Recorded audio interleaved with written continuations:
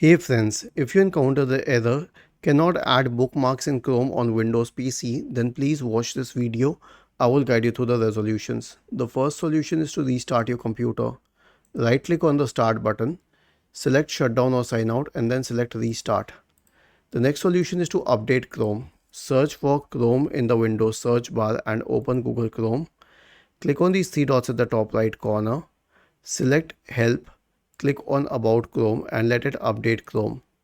The next solution is to reset Google Chrome. And how would you do that?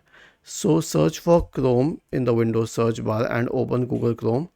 Click on these three dots at the top right corner and then select settings from the menu. Go to the reset settings tab. Click on restore settings to their original defaults. Select reset settings.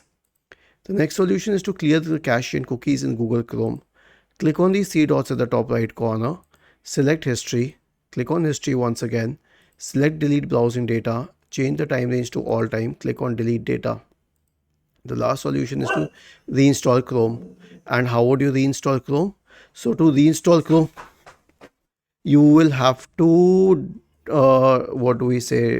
uninstall it. Search for Chrome and then click on the download pointing arrow. Select uninstall. Let it uninstall. Now you won't find it on the Microsoft Store.